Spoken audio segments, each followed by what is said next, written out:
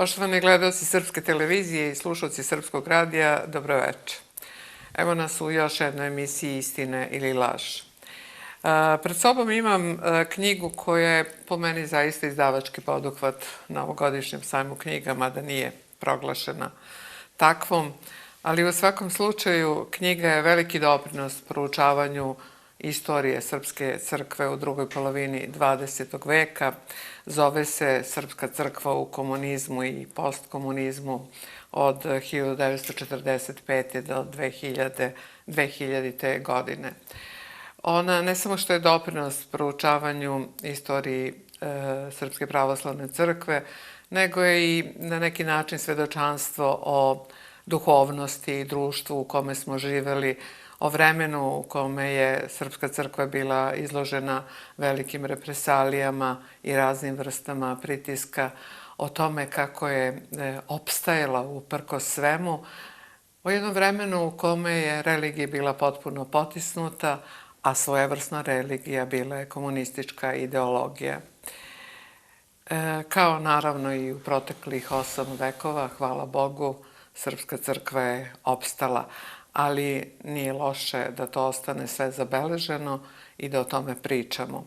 Autor ove značajne knjige je istovremeno jedan od naših, rekla bih, najznačajnijih hrišćanskih pisaca sa velikim brojem knjiga, od kojih se izdvaja i knjiga o Patrijarhu Pavlu, Budimo ljudi, koja je prevedena na dosta jezika, koja je zanimljivo u Rusiji prodata u velikom broju primeraka i tako dalje.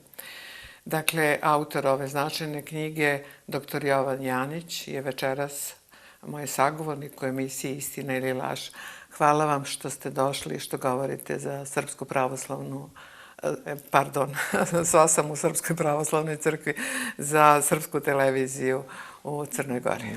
Hvala vam na pozivu i pozdrav za naše gledalce i nadam se da im neće biti dosadno vreme koje ćemo provesti zajedno. Pa čini mi se da ne bi trebalo.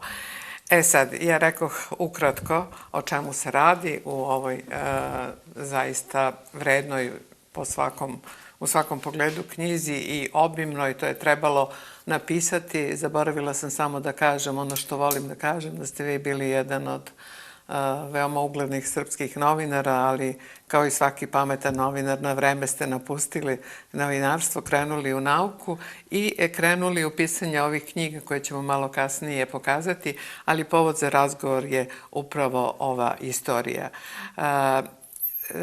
Znamo svi te opšte neke stvari o položaju crkve u ovom periodu o kome vi pišete, ali šta je ono što biste vi izdvojili ne samo kao karakteristiku, nego kao prosto zajednički imenitelj tog čitavog doba kada se radi o položaju crkve?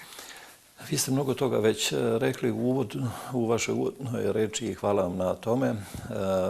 To je jedna zaista obimna naučna studija, odnosno mogu reći to je prošireno izdanje moje doktorske disertacije.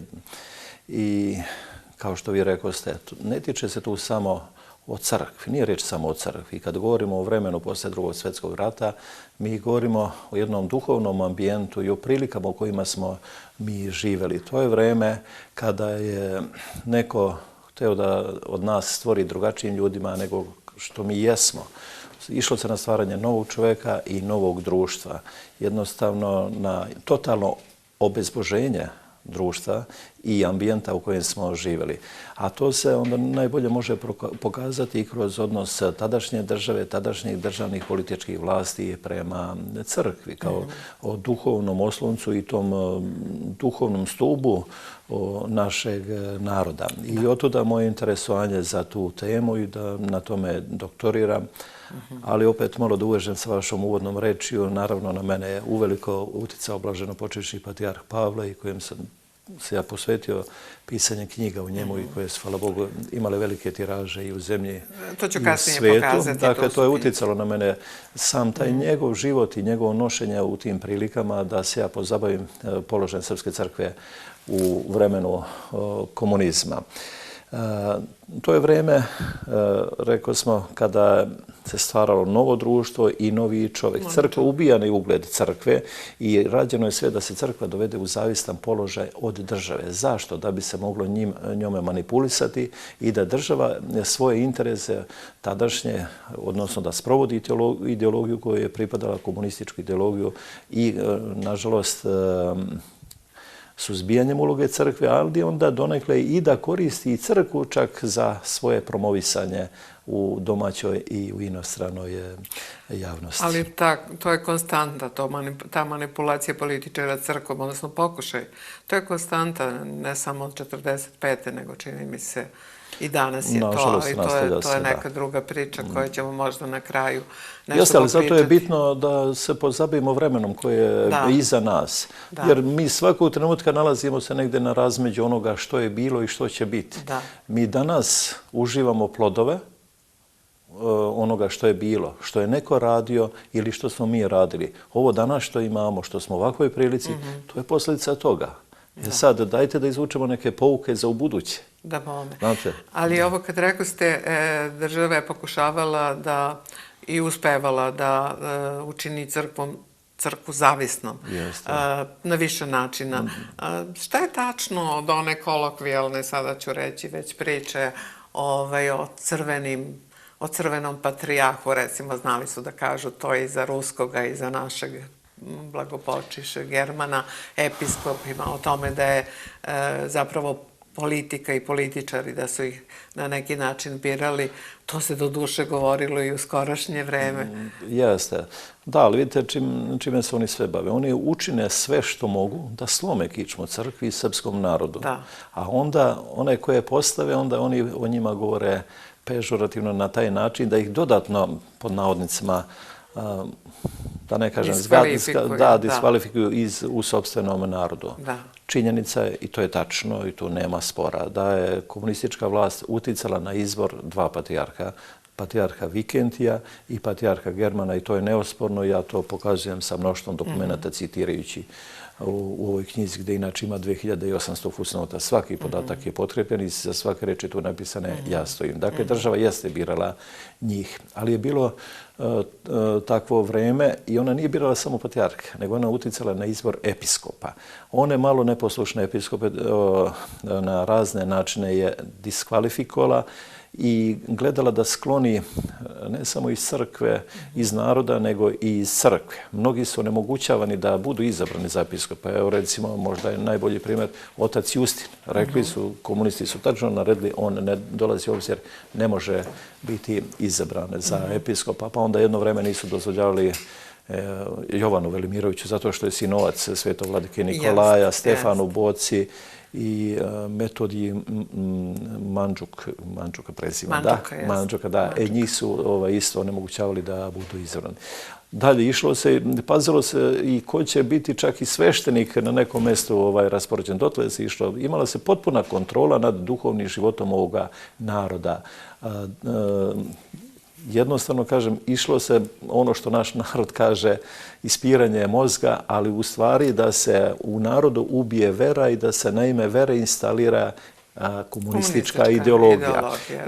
To se radilo kroz crkvu na razne načine, što rekao smo da je ona dovedena u zavistan položaj, ubija njen ugled u narodu, ometan crkveni verski život, nije dozvoljena obnova porušenih crkava i manastira u ratu i tako dalje, ali istovremeno mi to vidimo na svakom koraku. Pogledajte kako su uništeni, masovno su uništavani svi spomenici i znamenja koje su imali hrišćanska obeležja. Onda na javnim zgradama gdje su bili neki simboli stare države ili neki simbol hrišćanski pravoslavni, to je uništavane. Menjani su nazivi ulica, trgova i tako dalje, pa čak je onda išlo i na to da se i menjaju imena gradova. Ali kao što vidimo i danas se ponovo o tome vraća, ali to je opet neka druga priča. Ja se sjećam da je čak kroz neko gradivo školsko crkva na neki način tu i tamo tretirana ono kako je već kod njih važilo kod komunista kao opijum za narod i govorilo se o tom crkvenom mračnjaštvu i tako dalje. Ali nije se mnogo toga kroz sistem školski moglo znati i pročitati, ako ja dobro to pratim, o Srpskoj pravoslavnoj crkvi? Pa ne samo da se nije moglo pročitati o njenoj istorijskoj ulozi, Da, o istorijskoj nego naravno ulozi, na to sam i mislila. o njenom kulturološkom značaju za ovaj narod, Da. nego naravno nije moglo ni bilo šta drugo. Veronauka je bila izbačena iz verskih škola, a verske škole opet su pretvorene u privatne škole i onda ko završi privatnu školu tretirano nije moglo da se prebaci u državne škole, na državni posao i tako dalje. To je sve vidovi te diskvalifikacije. I to je naravno sistemski rađeno. Ali ono što je i komunistička ideologija po svom programu, imate na 7. kongresu Saveza komunista Jugoslavije 1958. godine, bilo je usvojeni program i rečeno je pripadnost Savezu komunista Jugoslavije isključuje svaki oblik religioznog verovanja. Znači, onaj ko je hteo da bude komunista i ko je hteo iole da napreduje u službi, od njega se tražilo da se odrekne vere. A u stvari to je krem jednog društva. Znate, onda su oni davali ton i uticali na sve ostale. I tako je vršeno između ostalog i na taj način obezboženje našeg naroda. Znate kakva je vođena propaganda protiv crkve i protiv svih onih koji su ostajali u veri. Kad govorimo o školstvu, onda ima tu jedno čitavo poglavlje na koji način se uticalo na decu u školama, na koji način su oni prisiljavani, kažnjavani, onemogućavani da odlaze u crkve. Imamo recimo neke grozne primjere, ajte to da navede, za mene je to vrlo bolno, pa eto sad to mi skreće pažnju, posle tako ste me vašim pitanjem. Recimo, nasili su terali decu na Veliki petak da mrse. Ima se jedan učitelj u Višegradu, on naredi jednom učeniku da donese kanticu kiselog mleka i kaže sad ću ja vas da pričestim i svakom detu na silu daje da se omrsi. Onda u nekoj školi negdje kod Niša je bilo da učitelj donese komad slanine i svakom seče po pačence da bi ih na taj način naterao da ne idu u crkvu. Onda je kažnjavali su i na razne načine, i njih i roditelje. Zaista svega i svačega je bilo i to je mučno, tuga čovjeka da uhvati kad spozna sve to i uveri se šta se sve dešavalo. Da, malo pre samo ispustih da vas pitam kad ste rekli, pomenuli ste ova dva patrijarha koje je izabrala zapravo partija. Jedan od njih je počivši German. On je iz istog sela Velike Dranove kao i Dobrica Ćosić, pa se povezivalo da je zapravo Ćosić imao nekakvu ulogu u tome. Jeste li vi došli do nekih podataka ili to urbana legenda? Nema u arhivskim dokumentima, nema te veze. Ima ono što se pominje i to sam Dušan Čkrebić, on isto iz tog kraja, on iz Vrnjačke banje, on ga zna kao sveštenika u Vrnjačkoj banji i govori o njemu vrlo lepo. Sad, ta veza između Čkrebića i patrijarha Germana je pokazala se u jednoj situaciji kao vrlo dobra. Znate, kad je bilo data dozvola za nastavak radova na hramu Svetog Save. Ali da se vratimo direktno na ovo što pitaste. Ima dosta arhivske građe i gde se jasno vidi i svjedočenja i iz državnih dokumenta. Oni kažu da koji je njihov zahtev, oni jednostavno traže da bude izabran German. I sad vi birajte koliko hoćete, ali mi hoćemo da bude izabran German, onda bude na listi onih mogućih kandidata, a onda da se izabere. Tako je bilo i sa patrijarhom Vikentijem.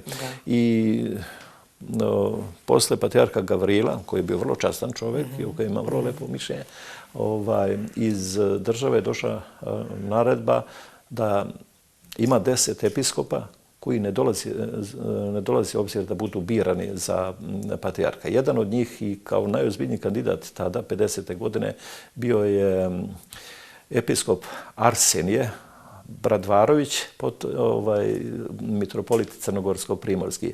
On je za vreme rata bio vikarni episkop, pa je po začetku rata otišao u Zagreb i onda je biran posle Drugog svjetskog rata u Crnoj Gori i nažalost on je doživeo strašne progone i bio je osuđivan i veliku torturu je doživeo u Crnoj Gori. A veliku torturu u Crnoj Gori? Da, nažalost, o tome se danas ne govori. Pa izgleda da je to... Jedan veliki čovjek. Taj tron u Crnoj Gori izgleda da je osuđen na takav tretman. Rekla bih i danas ima mitropolit Crnogorsko-Primorski. Ne bih ja rekao tako, ali ja bih rekao da i to često ponavljam, neka ljudi znaju, u ovom svijetu vodi se samo jedna borba između dobra i zla, između Boga i đavola. A onaj ko nasrće na Boga, ko nasrće na dobro, neka se preispita ko je i šta je i na čijoj strani. I kuda ga vodi to kad njegovoj deci? Da. Neka pomisli na decu svoju šta radi.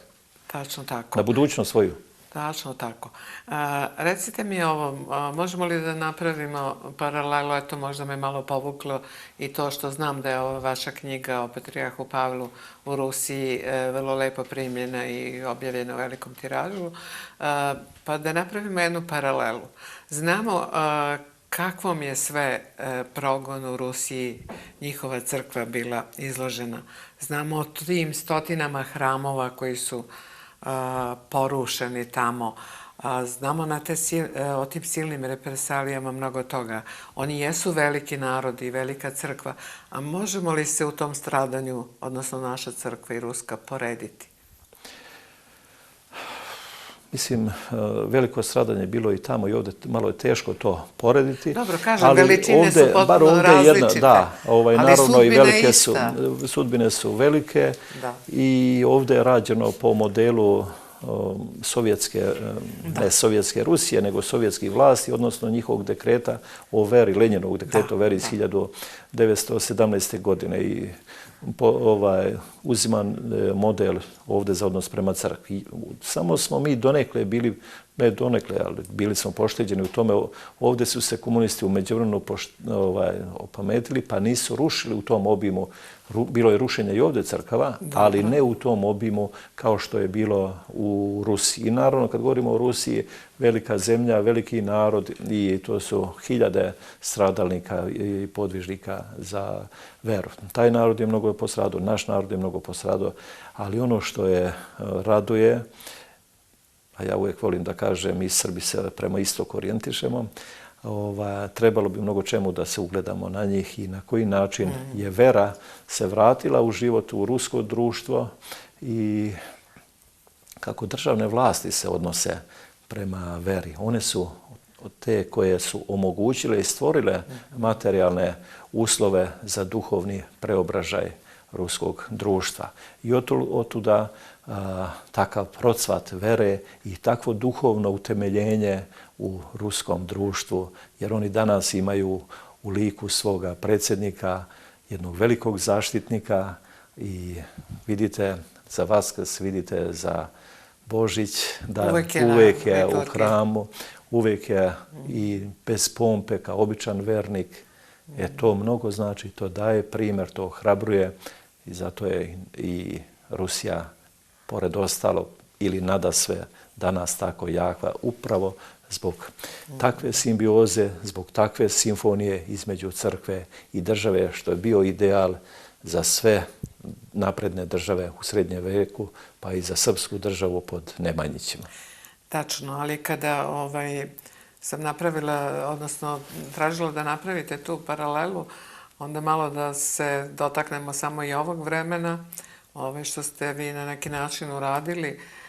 Kod nas je posle, kada, mnogi bi rekli posle pada socijalizma, mada ja ne mislim da može takva granica da se povuče, promenjen donekle taj odnos.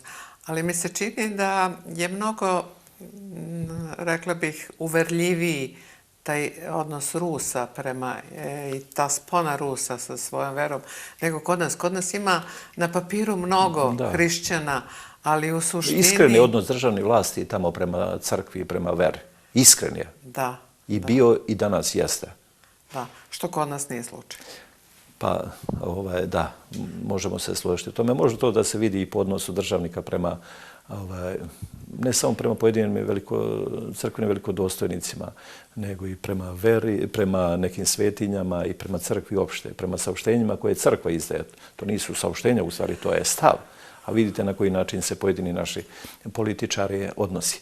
Ovdje kad kažete, moram da vas ispravim, oprostite, kažete od ovih promjena u Srbiji, ako sam dobro razumeo, da nastupio neki povoljni odnos prema crkvi. Ne mislim na promjene 2000. Nego sam mislila od zvaničnog pada socijalizma, recimo od 89. Imali ste jedan odnos. Ja uzimam tu granicu sa prvim višestranačkim izborom, da tu je pad komunizma i formalno. Dakle, kad je uveden višepartijski sistem, to više nije komunizam, znači date mogućnost izbora više opcija. Došlo je otopljavanje, vrlo bitna činjenica u istoriji srpskog naroda, pa rekao bih i u drugih naroda na južnoslovenskim prostorima, jeste davanje dozvole za nastavak gradnje hrama Svetog Save u Beogradu. Zašto? Taj odnos srpskih državnih vlasti na čelu sa Dušanom Škrebićem, ja ga drugi put ističem, bio sam u njegovom domu i svaka mu čast. Jeste čovjek bio komunista, ali on će ostati u istoriji pre svega zabeležen po tome činu što je se izborio sa tom nomenklaturom komunističkom i da se da dozvola za gradnju hrama Svetog Save. Teško da bi on to mogao bez Miloševića, kolega Janjić. Da, naravno da, ali Slobod se tad je još bio u gradskom komitetu. Znate, nije tad bio toliko, to je 84. godina nije bilo. Da, ali su naravno posle bili posle toga zajedno.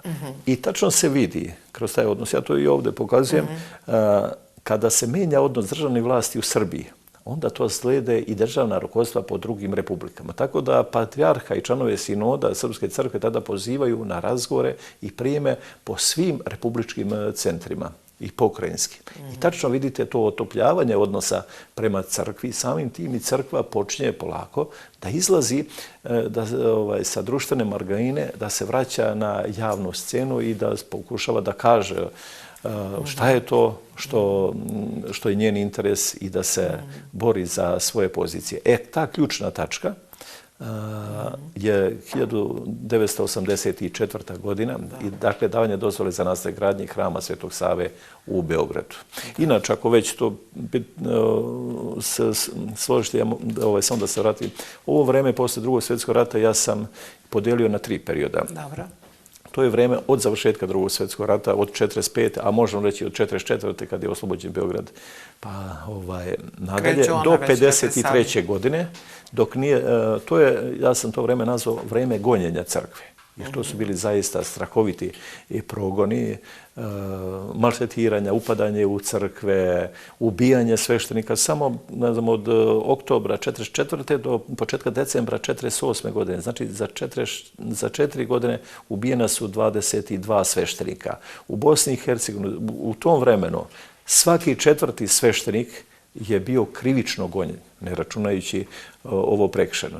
Znači, krivično gonjenje svaki 4. strahovit progon je bio to, jer je crkva tada bila stavljena u položaj izvan zakona. Nije bilo odgovarajućeg zakona, a naravno to je svesno propušteno tako da se na šta moglo pozvati. I onda 1953. godine donosi se zakon o verskim zajednicama. Nisu oni htjeli ni da kažu crkve, nego su sve svoli na verske zajednice. I to je ipak, država nije poštovala ni taj zakon svoj koji je nadonala, ali ipak je on označio neke granice šta se sme i ne sme. I to vreme od 1953. pa do 1984. godine ja nazivam vreme nadzora crkve od države. Jer je država svaku aktivnost crkve nadzirala. Između ostalog, i ono vaskršnje poslanice kad imamo za Vaskrs, za Božić, kad se naša crkva obraća. Nisu mogli, crkva i patrijarh nije mogao da izađe, da štampa to, dok se ne dobije saglasnost u verskoj komisiji, Saveznoj verskoj komisiji. To je to drugi period vreme nadzora crkve od države, dakle od 1953. do 1984. I treći period po meni od 1984. na ovamo, a to je, ja sam ga označio tako, vreme pobjede vere nad ideologijom. I pored tako surovog odnosa države, odnosno ideologija, kada je ona postavljala se iznad svega, a vera ubijana, pokazala se moć vere i vera je pobedila ideologiju. Vidite, komunizam se urušio, hvala Bogu da je. Ali sad ću da vas pitam nešto što možda izlazi izvan vaše knjige. Ne smeta. Ali prosto ste me povukli kad ste rekli o tom broju ubijenih sveštenika i znamo kakve su to bile represalije, ali možemo li da napravimo sad malu komparaciju između položaja Srpske pravoslavne crkve i katoličke crkve? Recimo, da li su neke represalije vršene i da li je nekakva kazna stigla po nekim podacima onih 400 katoličkih sveštenika koji su učestvovali u zločinima nad Srbima, pominje se tu Jasenovac, to su užasne brojke, čak se govori da 80% tog njihovog katoličkog sveštenstva je na neki način umešalo svoje krvave prste u čitavu priču kada je reč o položaju Srba u Hrvatskoj. Da li su oni na isti način posle drugog rata? Da, to je jedno od bitnijih pitanja. Načelno, sve crkve i verske zajednice u tadašnjoj Jugoslaviji bile su u istom položaju. Međutim, u realnom životu nije bilo tako. Prvo što su Rimokatolička crkva imala je mnogo više sveštenika, čak u to vreme, 53. 54. godine, 53. godine, mislim, 54. sad ne mogu tačno setim, trebalo da se podsjetim, Rimokatolička crkva ima negde oko 7.500 sveštenika. A Srpska crkva ima negde tek oko, odnosno sveštenih lica, 2000 i nešto. A Srpska crkva je mnogo brojnija i srpski narod je mnogo brojnije u tadašnjoj Jugoslaviji. Drugo, oni su imali mnogo više škola nego što je u Srpskoj crkvi nije dozvoljano. Samo je bio dozvoljena, otvorena je bogoslovija bila 47. u Prizrenu i bogoslovski fakultet. Posle su jedno po jedno kasnije, posle više godina otvarali sve na silu i tako dalje. Dalje, onda to se može... A izvinite, u Hrvatskoj je bilo tih škola? Da, bilo ih je naravno više rimokatoličkih. E sad, taj odnos na konkretnom primjeru, možda najbolje možemo da sagledamo, pomenuh mitropolita Arsenija, mitropolita Crnogorsko-Primorskog. Na koji način su njega zlostavljali i kad je bio, osudili su ga na 5,5 godina zatvora.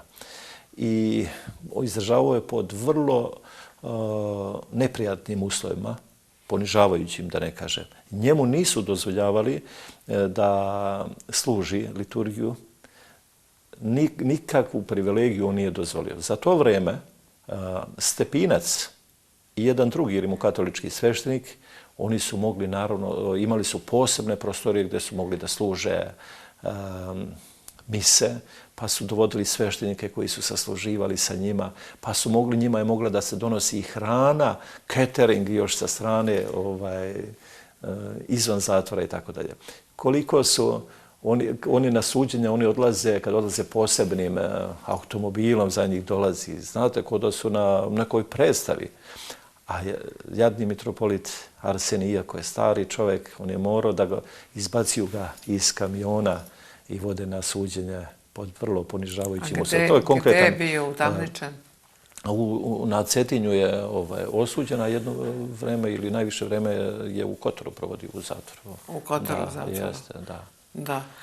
Bio je osuđen na 11,5 godina, onda ga je Vrhovni sud Crne Gore smanjio kaznu, preinačio na 5 godina i 6 mjeseci. Izdržao je tu kaznu. A kako su te kazne obrazložene? Pa nađe se uvijek tu načina da ono protiv naroda i države, onda ne znam, negdje je rekao protiv toga, onda ima jedna optužba je bila da je odvraćao sveštenike da se učlane u svešteničko udruženje. Mislim, to je crkvena stvar.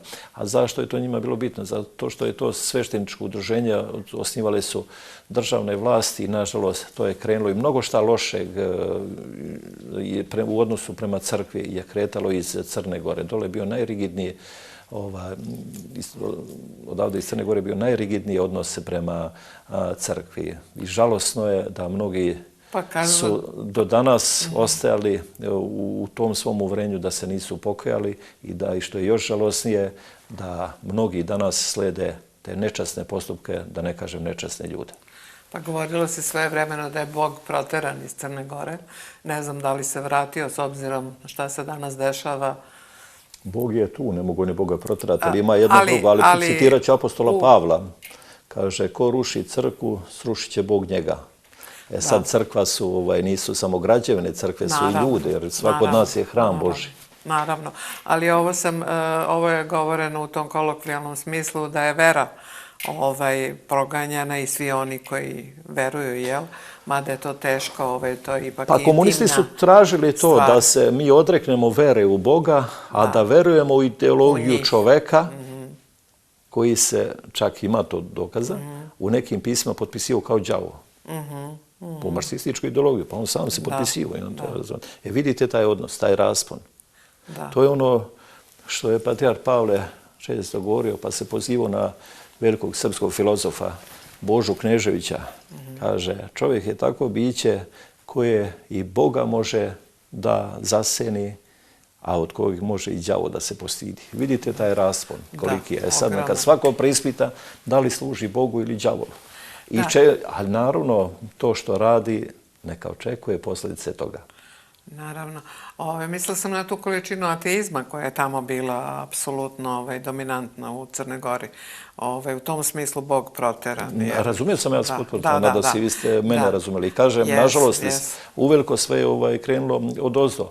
Još 1944. godine pri predsjedništvu Crnogorskog antifašističkog veća, nešto casno i tako se to već zna. Osnovana je verska komisija ona je uzela na sebe da postavlja i da premješta sveštenike. A onda 14. i 15. juna 1945. godine ona održava skupštinu u Nikšiću. To je jedan sramni događaj. I tu se ispostavljaju neki zahtjevi, između ostalog. Jedan od zahtjeva je bio i da se osniva neka jugoslovenska pravoslavna crkva, da se poništi srpska crkva, odnosno da se postojeća crkva, podeli prema republičkim granicama. Tu je seme mnogo čega lošeg posle što je zasebno. Upravo sam htjela da vas pitam ko je zapravo začetnik te ideje o jugoslovenskoj pravoslavnoj crkvi? Iz Crne Gore i bivše Jugoslovenske republike Makedonije, ja ne volim to lajiti, to je zvanično ime, da kažem. To su, a u stvari to su iza toga su stajale komunističke strukture. U Makedoniji komunisti su nasledili nasljeđe okupacije. Ono što su okupacione vlasti u Drugom svjetskom ratu, bugarske okupacione vlasti, što su uradile, komunisti su baštinili to. Ponavljam, komunisti bašte tekovine okupacije na području bivše Jugoslovenske republike Makedonije. Crkvenu strukturu razorili su bugarske okupacione vlasti, proterale srpske episkope i sveštenike, uspostavile svoju strukturu, a komunisti dolaze i oni nastavljaju i oni zabranjuju dolazak, povratak episkopa. Tad su bili mitropolit Skopski Josif i Zletovsko-Strumički vikend je potonji patrijarh. Ova Ohridsko-Bitovska eparhija je bila upražnjena. Oni su išli na to da se crkva sledi republičke granice, a to su radili i u Crnoj Gori. A time su... Da, ali kažem nešto od tih trendova vidimo i danas, ali doći ćemo do toga. Ali što se tiče Crne Gore, konkretno imamo dva slučaja. Toga što danas imamo takozvana Crnogorska pravoslavna crkva. Ali to je samo u imenu. Crkva je shodno svom osnovnom učenju još definisanom na Nikejskom prvom Vaseljenskom saboru, a onda usaglašenom i na drugom, jedna sveta, saborna i apostolska. Znači crkva može biti samo jedna. Ne može biti dve, ne može biti više. A sad to što svako sebe naziva crkvom, to je to pitanje, to ne znači da je to crkva. Možemo nekoliko nas ovdje da se udružimo i kažemo ajde osnivamo crkvu i da kažemo mi smo crkvi. Mi možemo reći da jesmo, ali mi to nismo. Samo još trenutak da vas vratim pa ćemo se na ove teme, pa ćemo se bazirati na onome što se danas dešava. Da li su možda i sami sveštenici, neki od njih, znamo neke primere, koji su, da li milom ili silom, prihvatili tu komunističku ideologiju, učestvovali u tom nečasnom vremenu na jedan način koji je ostao u istoriji zapamćen. Imate pop Vladu Zečević i ne znam koga sve još. Iz mog kraja, da je njega pomenete. Možete ispričati anegdotu. Nekako mi prvi pao na pamet. Da mi ispričamo anegdotu za njega, može? Može. Kaže, 1942. godine formira se pri glavnom štabu, kako su zvali ti partizanske jedinica, i verska komisija i odrede njega, i Vladu Zečevića da to vodi i još da bude u tom glavnom štabu. I sad ovi neki drugi komunisti pitaju Tita, mako sumnjivo, pop sa bradom, kaže, druže stari, kaže, može se ovom verovati? A Tito kaže, čuj bogati, kaže, nemoj da brinete, proverio sam, kaže, M je dobar komunista, M ne veruje. Ja, Sjajno. Eto, to ima u knjizi o popu Vladu Zečević i Stanko Mladenović, mislim da je pisao davno. Mislim da je Vlado Zečević još bio i živ kad je objavljena ta knjiga. Bilo je i drugih, nažalost, komunista koji su učestvovali u tome, pogotovo preko tog svešteničkog udruženja. To je bila državna batina u crkvenim redovima protiv crkve, odnosno protiv sveštenstva. I oni su na razni način pokušali da primame sveštenike u to udruženje, da bi naravno uticali preko njih, pa davali neke povlastice, pa išlo je socijalno osiguranje, pa onda čak i uključila se jadna železnica, jadna, mislim to ne sažaljujem se, nego kažem da su jadna u duhovnom smislu, na što su neki ljudi bili spali, da zabranjuju korištenje povlastica sveštenicima koji nisu članovi udruženja. I tako da je na razne načine su koristili da pridobiju sveštenstvo, pa da ih uvuku u onaj Narodni front, Socijalistički savez radnog naroda, pa da organizuju, da učestvuju u nekim njihovim političkim skupovima. Bilo je zaista svašta. Koliki je odaziv bio na sve to? Nažalost, bilo ih je mnogo. Ima jedan drastičan slučaj kad je patrijarh Pavle bio episkop Raško-Prisinski, on je morao da raščini jednog sveštenika u peć, jer je rekao da je ateista. Zamislite to čudo. Sveštenik je rekao da je ateista. Da, eto, i to je bivalo. Onda bili su dosta, umrtvili su naše sveštenike. Ima, to se možda vidjeti poprilično po izveštajima sinodu od vladike Danila Dajkovića, crnogorskog primjerka, kad on navodi da se neki sveštenici ne zauzimaju dovoljno i da se vidi, tačno se vidi po parohiji koliko je koji sveštenik aktivan, da li je dovoljno aktivan ili, odnosno najteže tamo gdje nema uopšte sveštenika, tamo je zapušteno duhovno stanje i narod se odaje raznim porocima i tako dalje. Onda čak i Verska komisija u Bosni i Hercegovini u jednom svom izveštaju čudi se, kaže, ovi pravoslavni sveštenici nisu uopšte aktivni. Naprotiv, kaže, mnogo su aktivniji ljudi okupljeni u crkvenim odborima. Što će reći svetovnjaci koji su u crkvenim odborima, koji idu u crkve, aktivniji su od sveštenika. Eto, dakle, bilo je i toga. Je li Verska komisija postojala i u CK Hrvatske? Nije ona bila pri CK, ona je bila državni organ pri vladi, saveznoj vladi. Da, to je kao danas da postoji ministarstvo vera. To je tako i bila je direktno vezana za vladu i prvi predsjednik osnivanja te državne komisije 45. osnivo, lično je bio potpisao Josip Broz i ona je bila direktno njemu odgovorna. To je bila državna verska komisija, tad se zvala, a prije republikama su postojale zemaljske verske komisije. A onda su na kraju to posle spustili pa i pri pokrajinama i pri opštinama, na svim nivouima, dakle, bilo samo da se ima taj uvid, da se prati to stanje i oni su to morali podnositi izveštaje.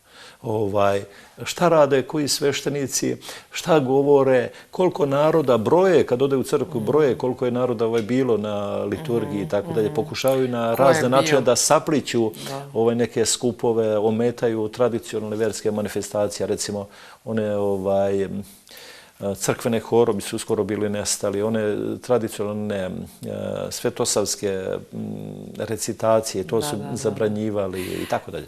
Kad spomenu ste malo pre Broz, možda izlazi iz ove teme, mada mislim da ima veze. Nažalost, sa svim ima veze, što je bilo i što je danas se dešava. I što će biti, s obzirom na njegovu popularnost trenutno. Odnosno na duhovnu prazninu onih koji ga slave. Apsolutno. Ali hoćete vas pitam ovo, ako se dobro sećam, on je bio u poseti u Vatikanu papi. Jeste bio, da. I od tada se malo menja odnos. Mislim da je bilo 67. godina. Naravno, nije se oko toga. Pa mogli su da je... Posle rata bili su prekinuti diplomatski odnosi između Jugoslavije i Vatikana i onda su posle te njegove posete, oni su normalizovani i obnovljeni su. I onda dolazi do... Mislim da to ima dosta veze sa onim drugim Vatikanskim saborom, gdje su oni promovisali tu da sad na jedan drugi način da priđu pravoslavnima i drugih hrišćanima u svetu, naravno iz prozelitskih namera da bi ih pridobili. Pa onda imamo da jedan episkop Banja Lučki, častan čovjek, mislim, zaista može se prihvatiti, nema ništa loše, ne piše Pihler, mislim da se zove, piše poslanicu i u kojoj kaže mi katolici smo se ogrešili o našu pravoslavnu braću. I onda to koristi Državna verska komisija da se ta poslanica umnožava i da se šalje po našim crkvama i među naš narod, ne samo u zemlji, nego i po svetu, a opet u cilju tobože ekumenizma ili bratstva i jedinstva u svetovnom smislu koje je govoreno. Dakle, to je Vatikanu je trebalo da normalizuje odnos taj sa državnim vlastima Jugoslavije da bi ali šta je Brozu treba Vatikan? Pa Brozu je sve što je radio, vidite, radio je zato da ga i danas spominjemo, da bi veličao sebe. Koja je on bio duhovna veličina, jedan mašin bravar. U osnovu kad vidimo sve te komuniste, vidjet ćemo da su to uglavnom nepismeni ljudi, razumete? Sve beznačajne figure, a mi ih proizvodimo kao da su bili neka božanstva. U stvari oni sebe tako tretirali. Ne, u stvari bili su vrlo vešti. Da, i oni su gradili. Vladanja. Da, i oni su gradili to što na početku rekao. Oni su gledali da koriste crkvu za svoje promovisanje u svijetu. Oni donese taj zakon kako se dozvoljava sloboda vere i tako dalje, ali istovremeno oni traže od srpske crkve da ih izveštava u svemu šta se dešava u dijaspori, da crkva ima posebno deljenje. Tu moram samo za čas, pošto vreme nam odmiče, da vas zaustavim. Taj čuveni raskol u Americi, vidimo, recimo, prilikom osnivanja partija, koliko je u tom našem višestranačju u početku zapravo tajna služba imala udela, a mogu misliti koliko je ta ista služba, nekada zvana UDBA, imala udela i u tim svim, ne samo raskolima, nego svim pokušajima da se crkva anatemiše. I anatemiše i da se razbije i da se umanji njenuce u svemu imala utjecaj. Naravno i u tom američkom, takozvanom američkom raskolu ona je imala odlučujući utjecaj, tako da kažemo. Naravno imali su i neki drugi krugovi i sveštenici su bili prisiljavani da se izjašnjavaju protiv Dionisija i tada su dva episkopa su se poneli vrlo časno i rekli su tražili su da se ne postupi tako. Kao i prema pitanju Makedonske pravoslavne crkve. To su bili tadašnji episkop Praško-Prizrenski Pavle, potonji patrijarh Pavle i Vladislav Zakonsko-Hercegovački. Oni su bili izričito protiv toga. U nekim situacijama izjašnjavali se protiv Jovan Šabačko-Valjevski, Stefan Boca, ne znam, Andrej Banjalučki, ponekad i tako dalje. Ali ovi su bili glavni i zato je patrijarh Pavle posle mogao i da reši taj američki ras. Ali naravno, naglašamo, odlučujući utjecaj imala i jugoslovenska komunistička vlast. Tu je German prihvatao sve i radio u saglasnost sa jugoslovenskim komunističkim vlastima. Tako da on posle u jednom razgovoru, ja to citiram ovde, jednom visokom funkcioneru, da li je bio Miloš Minić ili onaj Jojkić, nije sad bitno kome je, sve su isto pod isti kalup, kaže duša me boli, plačem i ne mogu sebe da oprostim to šta sam uradio sa Dionisijem.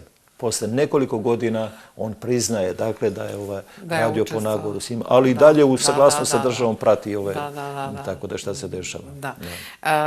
To u vezi sa službama podsjetilo me samo kratko da napravim malo jedan izlet u onome što se ovih dana dešava i proteklih meseci u Ukrajini sa tom takozvanom raskolničkom. Zapravo oni imaju dve raskolničke crkve koje pokušavaju da odmetnu iz Moskovskog patrijarhata i da ih naravno patrijarh Vaseljenski uzme pod svoje zajedno sa Porošenkom i sad je zakazan nekakav sabor navodnog ujedinjenja gde se pokušava da se i ova jedina kanonska crkva podvede pod to i kaže pozive za taj sabor im uručuje čak i Ukrajinska služba bezbednosti. Zapravo pokušava episkopima to da uradi. Ja kažem, Bože, pa kao da se ništa nije promenilo za ovih 70 godina od 40. Ne, kao da se ništa promenilo za proteklih 20 vekova. Tako je bilo u vreme Hrista.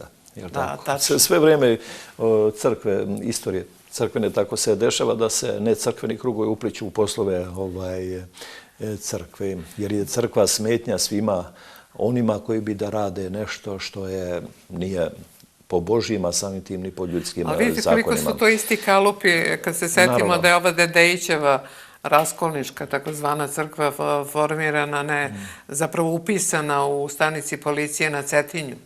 Vidite da policija, bezbednost, komunisti, sve to uvezano u isti posao, do dana današnjeg. Jeste, da, mada je teško tu povlačiti neke paralelne, ova druga Devića koja pomislite, to mislim, ja sam uvijek štrecen kakva crkva, ne treba ni da trljati, to nema veze sa crkvom, naravno, čak ni ove raskolničke organizacije i to valjalo bi na drugi način izjašnjacije. To je kao neka nevladina organizacija. Ali što se tiče Ukrajinske crkve, ima jedna, mi koji smo na ovom području, na kanonskom području Srpske pravoslavne crkve, dužan sam da iznesem jednu veliku duhovnu radost što je naša crkva mislim, prva u svetu izašla, naravno Ruska crkva, pošto ona tiče se nje, ali od pomesnih crkva, Srpska pravoslavna crkva izašla vrlo jasno i rekla, iznela stav koji je i po Svetom pismu i po odlukama Vaseljenskih sabora i jedan najčasniji stav, a upravo tako jeste, da a on se zasniva na ovome simbolu vere, na članu 9 simbola vere koje pominjasmo, gde je osnova hrišćanskog učenja, dakle da je crkva jedna, sveta, saborna i apostolska. Nema razbijanja. Drugo, ovde neko pokušava od Vaseljenskog patrijarha da napravi istočnog papu, pravoslavnog papu, da se jedan čovjek iz jednog centra odlučio o pravoslavlju u svetu. Toga nema. Gospod kaže, koji hoće da bude prvi među vama, neka bude sluga svima. Gospod je jedan, on je glava crkve, a svi ostali su isti. Naravno, Carigradski patrijarh je prvi po časti, to je sve rangirano, naša patrijaršija je 6. recimo u rangu pravoslavnih crkava, ali se u pravoslavnoj crkvi odlučuje saborno. Zato ponovo ponavljena taj član 9 simbola vere, jedna, sveta, saborna i apostolska, saborna. Dakle, ne može niko u ime drugih da odluči. Ja vas malo požurujem, zato što ima još nekoliko stvari, dosta stvari koje bih htjela da vas pitam, a vreme ističe. Držim u ruci ove vaše 2 knjige o Patrijarhu Pavlu i uvek me zanimalo samo da mi kažete onaj nastavak ove priče koja počinje kao naslov vaše knjige, njegova rečenica Budimo ljudi, a onda godinama na jednom radiju imate nastavak te priče i budimo ljudi, iako smo Srbi, mene je to užasavalo. Naravno da se užasalo, to niti je rekao Patrijarh Pavle, niti je u njegovom duhu. To je konstrukcija. Ali danas se citira... Pa svi koji se, znate, utjecaj medija, svi koji rade u novinarstvu, pogotovo na radiju i televiziji, znaju kako je to lako izvesti, napraviti montažu. Kad Patrijarh Pavle kaže, pozove, budimo ljudi, a na drugom mjestu kaže nešto, iako smo Srbi, mi koji smo mnogo postradali, treba da pretrpimo, onda se iseče to, ispoji vamo i napravi se konstrukcija, budimo ljudi, iako smo Srbi. Vidite kakva je to monstruozna rečenica. Naprotiv, Patrijarh Pavle ima često me to pitaju po medijima i po tribinama, Patrijarh Pavle nikad to rekao nije, niti je to u njegovom duhu. On nikad nije izdvajao svoj narod. Ima, recimo, ide jedna delegacija u Ameriku i oni ga pitaju, vaša svetosti, kako da nastupimo. On kaže, idite tamo i nemojte reći da smo mi najbolji, ali nemoj da dozvolite ni da kažu da smo mi najgori. Znači, mi smo narod kao i svaki drugi, među nama ima i dobrih i loših, dakle, o pojedincima možemo suditi, a ne o narodima. Slušajte, osim one 3 epohe koje ste na neki način objasnili, 3 perioda, zanima me još ovo. Dolazi Milošević na vlast i 2000-te dolazi Đinđić na vlast.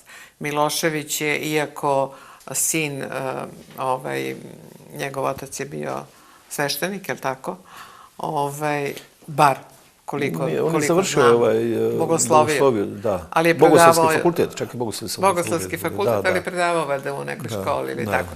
Da, znači završio je Bogoslovski fakultet. O Miloševiću se govorilo kao komunisti i kao nacionalisti, što jedno isključuje drugo, ili si komunist ili si nacionalista. Po potrebi su ga napadali, jedne ili drugi. I onda dolazi 2000-te Đinđić i on ostaje upisan. Iako nije bio kršten. Čekajte, samo to hoću da vas pitam. On ostaje upisan u istoriji kao neko ko je vratio veronauku u naše škole, iako to što vi kažete nije bio kršten, iako je njegova ideologija po meni bila anarhistička. Išla je na razaranje sistema, države i tako dalje. Je li to jedan makijevelistički pristup? Jeste. Cilj opravdava sredstva, da. Pa upravo mislim da smo to negde u toku emisije i rekli, da se crkva koristi za političke svrhe. Evo sad ću vam objasniti. Da, voljela bi na ova dva primjera da mi poimence objasnite. Gospodin Milošević jeste bio komunista, ali bio čovjek nacionalno svestan i državnik. Pogledajte poslije njega, je li ima neki državnik, ne u Srbiji, nego... Ma ne sporimo uopšte, nego hoću da mi vi kažete. Sad, ja to hoću da kažem, ali istorija je često nepravedna. I sva zla koja su se desila, ona se pripisuju ovdje Miloševiću. Iz kojih razloga? Opet ima i to cilj. Sad malo zadiremo na politiku. Zato što je Milošević jedini taj koji je ozbiljno pružio otpor Zapadu. Tim silama, čak ja mogu reći nekim silama koji su u službi zla, on im je pružio otpor ozbiljan. I oni su htjeli njega da ocrne na svaki mogući način. Sad ću vam povući posle neku paralelu sa još neki drugi kroz istoriju u svijetu. Milošević je taj, vi ste napravili jednu digresiju, čini mi se na početku i rekli, i koji je pomogao Škrebiću i da se popusti odnos prema crkvi. Jeste, to je tačno. Međutim, nažalost, danas ni u crkvi neki to neće da priznaju.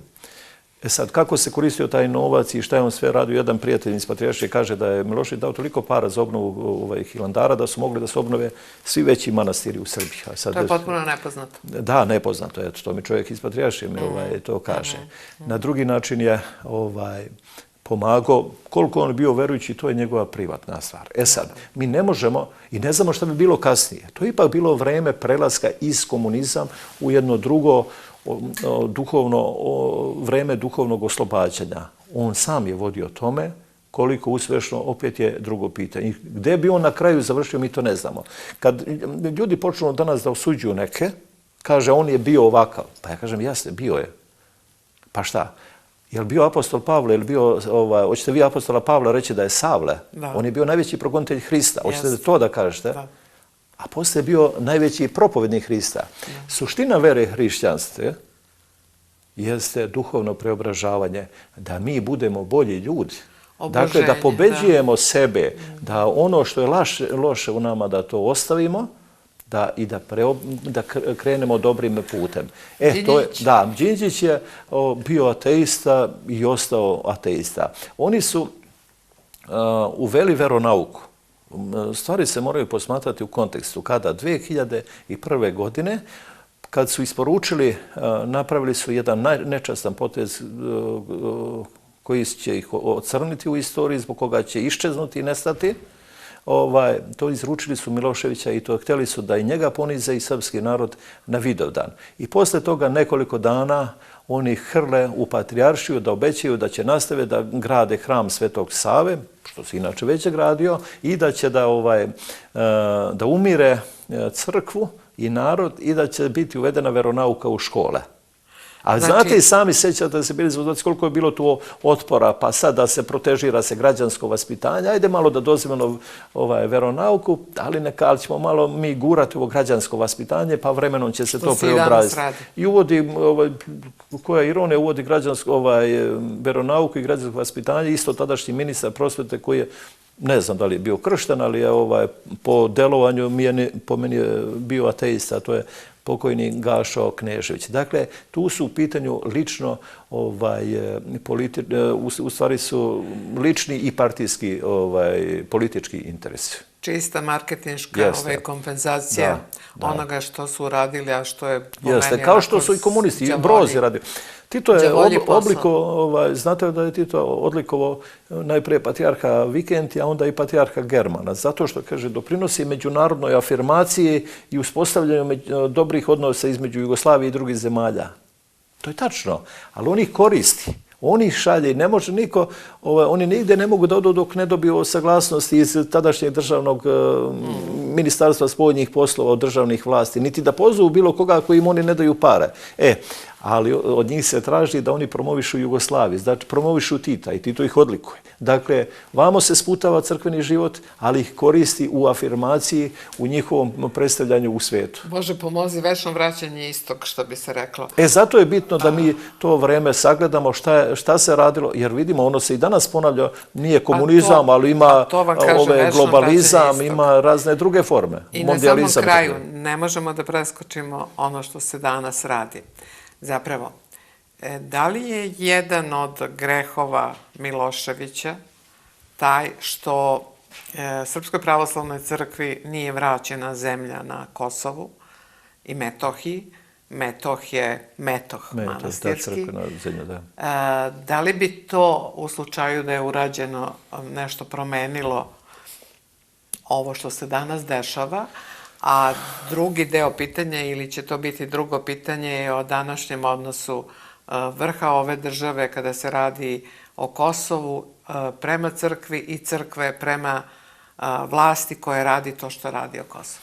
Što se tiče crkvene zemlje i uopšte, mislim da je tu greška i Miloševića, bez obzira što on počeo da vraća, on je snosi veliku odgovornost što to nije uradio. 1998. godine, mislim da sam objavio u Ninu jedan tekst Država Božji dužnik na 2 strane u Ninu, gdje sam objasnio da je trećina zemlje na Kosovu i Metohiji je crkvena zemlja u stvari. Da se to vratilo u posjed crkve, bila bi drugačija pesma. Nažalost, to se nije uradilo. Sad, možda se tu... Zašto se nije uradilo? Zašto to nije uradilo? Pa opet zbog tog komunističkog odnosa i on je, neopravdan ga ja sad, ne za to, ali mislim tu su, on je morao da pazi na te prilike, bio je komunizam, ovi komunistički ljudi su, u službi komunizma su i tada bili jaki, a nažalost i danas, 2018. godine, tako da... I ono što je vratio, posle su ove albanske privremene vlasti pokušale su i to da uzmu i vidite ove sluge nepomenika sa zapada, one ne priznaju ništa i ovo što je inače srpska imovina danas na Kosovu, oni to otimaju. Tako da, ali to ne opravdava tadašnje srpske i jugoslovenske vlasti što nisu vratile. Trebalo je da se vrati. Mada vi mislite da ne bi mnogo toga promenilo našu situaciju u kojoj smo danas? Mislim da bi promenilo u tom vremenu. Sad, mi ne znamo, znate, kao što je rekao smo ovo, mi danas živimo, uživamo u plodovima onoga što je bilo. Tačno. Znate, ne znamo šta bi bilo. I ovo što se radilo u komunizmu, o čemu mi pričamo, to su plodovi ovoga što danas tako živimo. I ispaštaće, cenu će plaćati toga i naši unuci i praunuci. Da. Recite mi samo na kraju, naša crkva se izjasnila oko statusa Kosova i Metohije. Onako jedino kako je mogla da uradi. Vidjeli smo da naše razne vlasti, počev od vrha, pa boga mi do neke takozvane intelektualne elite u Srbiji, su se jako tome usprotivile i to je doživljeno u medijima koji su svi pod, naravno, kontrolom vlasti, na način na koji, zapravo, argument im je zašto se crkva, pazite, zašto se crkva meša u državne poslove, zar nije crkva odvojena od države? To je teza. Kako vi tumačite taj odnos? Sa druge strane, vidimo i pohvale koje patrijarh izriče dosta često, čini mi se, predsjedniku Srbije da se bori za Kosovo kao lav. Ne bih ja komentarisao patrijarhove reči, ja volim našeg patrijarha. Izvinite, ja sam samo htjela da vam kontrast između te dve priče. Što se tiče odnosa države prema Kosovu, ja tu imam sasvim jasan stav, a to je stav Svetog arhijerejskog sabora iz 2005. godine, odnosno stav patrijarha Pavla. To često govorim, pa možda zato me i u medijima iz Srbije zaobilaze, zato što pozivam na reči patrijarha Pavla, a on je 2009. godine rekao, ako dođe, to je ono vreme kad je počelo utvrđenje konačnog statusa u Kosovu i Metohiji, kako se govorilo. I patrijarh je tada, iako već oralnog zdravlja, rekao, ako dođe do toga da nam uzmu Kosovo i Metohiju, mi predlažemo da Skupština Republike Srbije donese rezoluciju ili neki drugi akt kojim će obznaniti da je taj deo njene teritorije okupiran. Pa ako zaslužimo, kad dođe vreme, mi ćemo to povratiti. Ako zaslužimo, Bog će nam omogućiti. Vidite, o tome treba razmisliti. Danas se govori, izmislio tu neku glupu kovanicu, zamrznuti konflikt. Ajde da se poslužimo, svima nemamo vremena puno. Pa ceo svet je u zamrznutim konfliktima. Srbija, srpski narod je bio 5 veka u zamrznutom konfliktu, koliko je bio u ropstvu po Turcima. Šta bi bilo 1459. godine da je srpski despot tada rekao ajte da mi rešimo, nećemo da zamrznuti konflikt. Pa Srbije ne bi bilo. Naravno. Ali taj konflikt oni su držali 5 vekova, čuvala se svest da je nešto srpsko. Srbija nije bila Srbija, to je bilo Turska. Šta je bilo srpsko u Srbiji tada? Bila je samo srpska crkva i bila je srpska duša, srpske narodne pesme. Narod je čuvao tu svest i gajio, bio nepismen, ali znao da je nekad to bila srpska država i verovao je da će se ona obnoviti i doći kad tad. I mi, ako verujemo, ako iole imamo vere i da znamo, a tako je u literaturi i tako je kroz vas, da kroz istoriju u svemu dobro uvek pobeđuje, da ono što je oteto neće Bog dozvoliti da ostane večno onome ko je to oteo.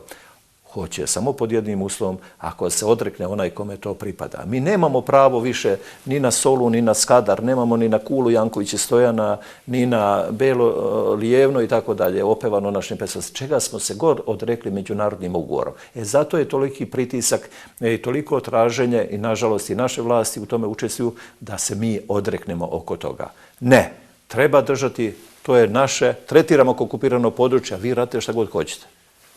Da, ali za razliku od... I doćemo na to, ako iole bude imalo časti, da se ova reč patrijarha Pavla ispoštuje. Da, ali za razliku od nekih vremena, kad se ta svest ipak nekako negovala na razne načine, danas imamo utisak da se jala i vrana upregla u kolo, da se ta svest poništi. Pa čak i sa vrha države čujemo da mi nemamo ništa na Kosovu. Da ako dobijemo metar od Kosova i to će biti uspeh. A ili vi verujete u to? Pa ja ne verujem, ali vam kažem... Ima mnogo ljudi koji ne veruju. Ali vam kažem koliko se radi na tome da nam se ta svest, da to nije naše, to, kažu, čije govce onog i livada i tako dalje, imate raznih tih poštapalica. Neka oni rade svoje, a mi ćemo da radimo naše, čuvamo svest i neka svako odgovara pred sobom i pred Bogom. Ja ne mogu da se odreknem onoga zašta su se moji dedovi i pradedovi borili i zašta su mnogi naši preci izginuli, zemlju koja je natopljena krvlju. Ja nemam pravo to, ne dozvoljavam da bilo ko drugi to radi i još da radi u moje ime. Dakle, što više ljudi bude to shvatalo i treba da se razumemo. Ljudi, sve što radimo, mi radimo pre svega u svoje ime i mi ćemo odgovarati za svaki naš potez, bez obzira da li mi se samo saglasili što je neko drugi uradio ili ne, ili lično uradili. Ja ako kažem ne, i to je moja odluka, ja i zato odgovaram, ako kažem da, i zato odgovaram. Dakle, svako će polagati račune za ono što radi. Dužni smo da se borimo za ono što je naše, što je skupo plaćeno. I molim vas, uvek imajte na umu, podsjećam i naše gledalce, oni koji su izdržali s nama ovaj sat vremena, oni zaslužuju pažnju i naš poklon.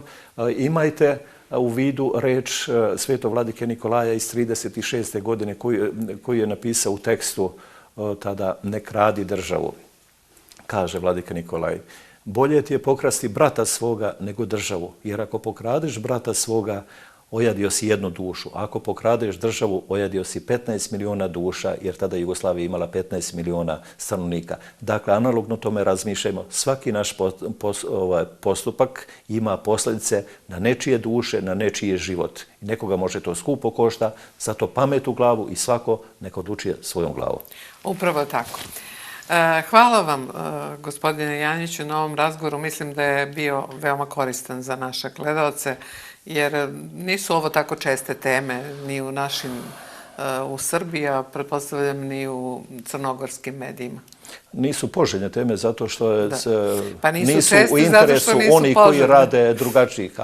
A svaka televizija koja emituje ovakve razgovore i dozvoljava da se na ovaj način priča zaslužuje veliko poštovanje, kao i svaki čovjek koji je pokazao razumevanje i hoće da čuje ovakvu reč drugačiju od reči koja mu se servira iz nekih drugih kuhinja gdje se zlo proizvodi, zaslužuje veliko poštovanje. Hvala vam. Ja bih rekla iz đavolskih kuhinja. Hvala i vama još jednom. Bogu hvala. Poštovani gledalci, bilo bi to sve za večeras. Sljedećeg petka novi gosti i druga tema. Laku noć.